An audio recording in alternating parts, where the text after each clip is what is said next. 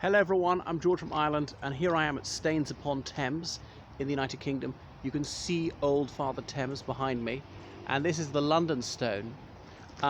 So the London Stone has been here since at least 1196.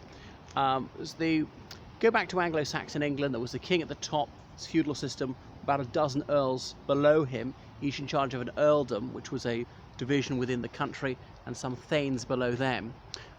So the king would obviously devolve administration to these aristocrats. So there were at least two layers of government below him and then the people.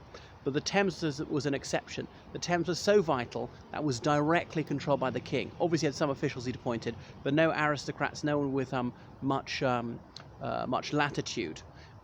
Anyway, so the London Stone marked as far up the Thames as the City of London controlled, when in 1197, under Richard the Lionheart, this right to control the Thames was sold to the Corporation of the City of London.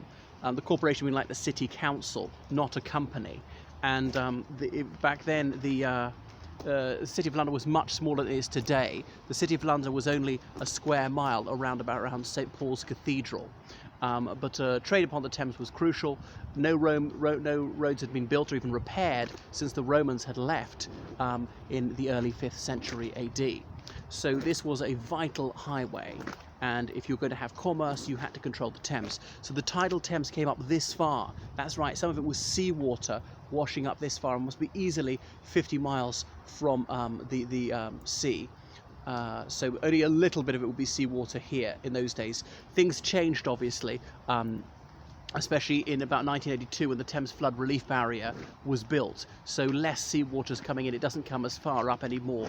Teddington is the end of the tidal Thames, because you might notice in the River Thames, certainly in the centre of London, the water level rising and falling quite dramatically in the space of only a few hours, and that's the seawater coming in.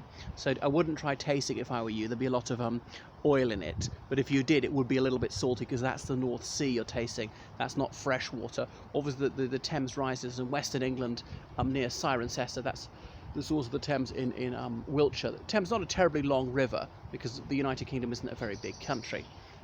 It's fairly broad in London. Right, so then, as I say, the Corporation of London got the rights to control the Thames as far as this point. Beyond that was too far inland, was too far from London. I'm not sure exactly who administered that, taxing you for just whatever trade on the river, the navigable river. They see the boats you've got, well, what goods do you have, and we're going to charge you something according to the value of the chattels you are transporting on your boat. And indeed, Magna Carta, was signed not 2 miles from here, right to trade upon the Thames came into that. So why was it in 1197 that the Crown sold this superintendence of the Thames to the Corporation of London? Is because they had to pay a king's ransom. Richard Coeur de Lion, he'd gone on crusade shortly after his succession to the kingship in 1189, and he'd wanted to do what the Pope told him to go to the Holy Land, that's Palestine and Israel, to defeat the Saracens, as we called them, to take back Jerusalem, because the Christian pilgrims could go to the Church of the Holy Sepulchre and so forth. So he loathed this island. He was a Norman at heart, although even though he was born at Oxford on Beaumont Street, Beaumont Palace, which no longer stands, he simply saw this realm as a cash cow. He lamented that England was chilly and there was always precipitation. Well, today is no exception. So he said, I'd sell London if I could find a buyer. Famously, he's the one who set up the Lord Mayoralty of London, because it was one other way to raise funds. But when he was fighting against the Mohammedans, he had Philip Augustus of France as his confrère. And there was also Leopold, Duke of Austria, and they took a Muslim stronghold, and they hoisted aloft their banners, but that of France and of England. Now, Leopold of Austria wanted the Austrian banner there on the highest pinnacle, and Richard Lionheart said, we shan't do that. You are a mere duke.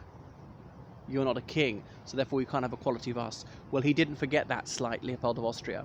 And then on his way back from the Holy Land, some pirates, they took him hostage, Richard the Lionheart. He was sold to the Austrians, imprisoned in a castle hard by the Danube for years. You may know the Ivanhoe novels by Sir Walter Scott, in which a loyal retainer rides around Austria singing a certain ballad by the walls of castles, because he knows this snatch is beloved of Richard the Lionheart. So if Richard the Lionheart happens to be a prisoner in yon dungeon, he will hear it and sing the next line. And of course he does, and that's how Ivanhoe identifies where Richard the Lionheart is a complete fabrication, that Sir Walter Scott. I don't think he was asking us to believe it was true.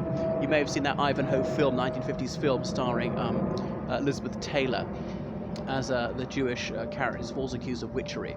But anyway, back to this one. So then King John, bad King John as they say, the younger brother Richard the Lionheart, was left to rule this realm at that time and had to pay a huge ransom, 100,000 marks, to get his elder brother set at liberty. And so it was done, but it almost bankrupted the people. You can imagine the much put upon peasantry scratching a meagre living from the cultivation of the soil, having to hand over their last few obs just to free this tyrant who held them in semi-servitude, to free him from this Austrian dungeon. Well, he was set free and he came home.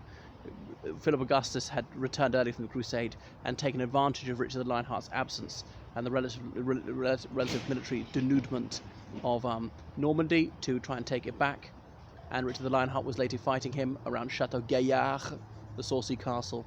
And Richard the Lionheart was killed by an arrow at another castle. I won't go into that too much. But anyway, this London stone has moved from position from here and to where the bridge is, the Llamas. Llamas, not llama, as in the South American beast similar to an alpaca or whatever, or a camel. But that's a flood meadow in this country. That's an old English word, llama. You can maybe make out Staines Bridge there. It used to be known as Ad Pontes, as in to the bridge, this town in ancient Roman times. So we're discovering a little bit about what Staines is like. Often they're houseboats here, canal boats. Not that this is a canal, but there's some canals not very far away. So some of these are quite luxurious. Why would you buy one of these? If you can't afford a holiday house, but you can afford this, messing about in the river, there's nothing quite like it. I can't remember who said, you know, that is where you can get your glee. Okay, I'm about to turn around and show you this Thames Bridge, well, the Staines Bridge, over the Thames, that was constructed in 1828, not finished until 1832. There you can see it behind me, a three-arch bridge if memory serves. So I can't even figure out whether we're north or south. Well, that way is Windsor, so I suppose that's south. So this must be the north side, yeah. And Thames Station is reasonably important where the line divides, going towards Reading or towards Windsor and Eton Riverside. The railway bridge is the opposite direction. I'll show you. So you go over this bridge if you're on the choo-choo going to Reading. Can you see it? Right, that's enough from me. I hope you enjoyed it. So if you like what you saw, kindly donate. I desperately need liberal donations, not in a political sense, to sustain this channel. And remember, I translate from French, Spanish, Italian, Romanian, German and Russian. So I teach people all sorts of subjects online. I'm a tour guide too, and I help with elocution, English as a foreign language, French, law, history, politics, religious studies, citizenship, and so forth. That's all. Goodbye everyone. Toodle pip.